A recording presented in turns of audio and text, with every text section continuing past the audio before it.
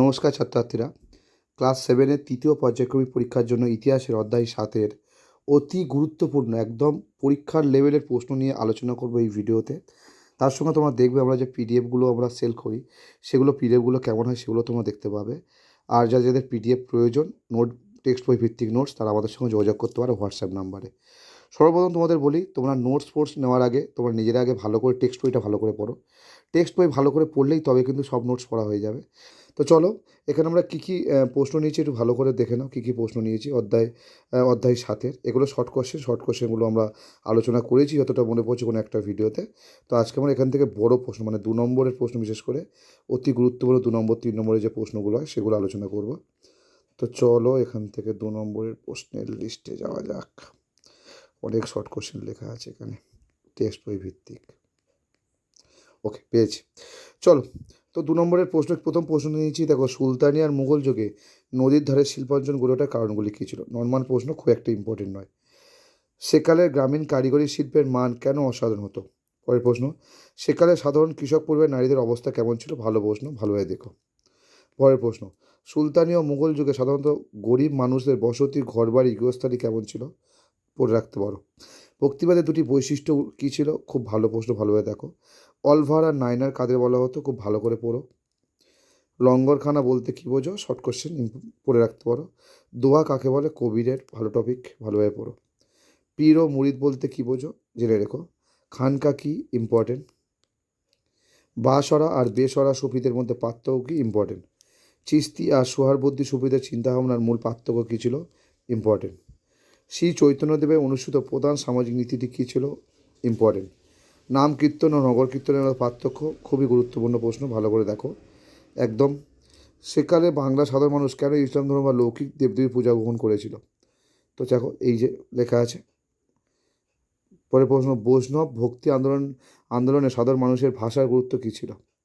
পরের প্রশ্ন, শঙ্করদেব প্রচারিত ভক্তি আন্দোলনের মূল বৈশিষ্ট্যগুলি কী কী ছিল? ইম্পর্টেন্ট। দ্বীন-ই ইলাহি বলতে কী বোঝা হয়? দ্বীন-ই ইলাহি সদস্য গ্রহণ অনুষ্ঠান কীভাবে সম্পন্ন হতো?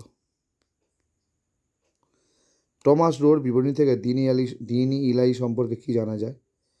চাহারবাগ কি? ইম্পর্টেন্ট প্রশ্ন, ভালো করে পড়ো। আলাই দরজার বিশেষত্ব কী ছিল? ইম্পর্টেন্ট। পিয়াত্তা দুরা, ইম্পর্টেন্ট। ফতেপুর সিক্রি স্থাপনের বিশেষত্ব কী ছিল?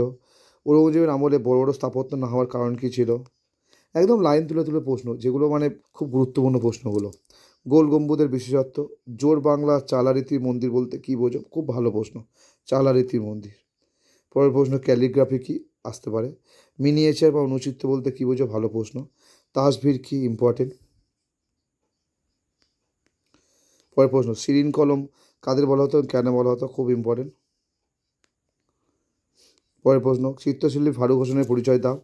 পরের প্রশ্ন, মধ্যযুগের সুফি পীর ও ভক্তিবাদী সাধকদের সঙ্গীত চর্চার সংক্ষিপ্ত বিবরণ দাও। মণিপুরী নৃত্য শৈলী আর কুমিল পোশাক সম্পর্কে কী জানো? আমির খসরুর ভারতপ্রীতি বা দেশপ্রেমের পরিচয় দাও। আকবরের আমলের অনুবাদ সাহিত্য সম্পর্কে লেখো। পদাবলী সাহিত্য মঙ্গল কাব্য বলতে কী বোঝো? ভালো প্রশ্ন। নাথ সাহিত্য ও নাথযোগী সম্প্রদায় বলতে কী বোঝো? ভালো প্রশ্ন, ইম্পর্টেন্ট। শিবায়ন কাকে বলে? খুব ইম্পর্টেন্ট। মধ্যযুগের যুদ্ধক্ষেত্রে সামরিক প্রযুক্তির প্রধান পরিবর্তনগুলি কী কী ছিল? ইম্পর্টেন্ট। মধ্যযুগে ভারতের বিজ্ঞান ও প্রযুক্তিবিদ্যার বিকাশের বিবরণ দাও। ভালো প্রশ্ন। পরের প্রশ্ন, চাহারবাগ আগে করেছি সম্ভবত। পারসিক চক্র কি? ইম্পর্টেন্ট। মধ্যযুগে বাংলার রেশম শিল্পের বিকাশ কীভাবে ঘটেছিল? ইম্পর্টেন্ট। সিলসিলা কি? ইম্পর্টেন্ট। মনসামঙ্গল কাব্য কাকে বলে? আগে বলেছি। চণ্ডীমঙ্গল কাব্য কাকে বলে?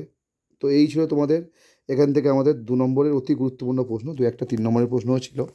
তো এই কটা প্রশ্ন তোমরা 2-3 নম্বরের জন্য করলে এনাফ। এরপরের ভিডিওতে আমরা এই অধ্যায়ে 4 বা 5 নম্বরের প্রশ্নগুলো নিয়ে আলোচনা করব। তোমরা এর পরবর্তী ভিডিও কোন বিষয়ের উপর চাও সেটা কমেন্টে অবশ্যই জানিও। আর ভিডিও ভালো লাগলে ভিডিওটি সাবস্ক্রাইব ও লাইক অবশ্যই করো। দেখা হচ্ছে পরের ভিডিও নিয়ে। ধন্যবাদ।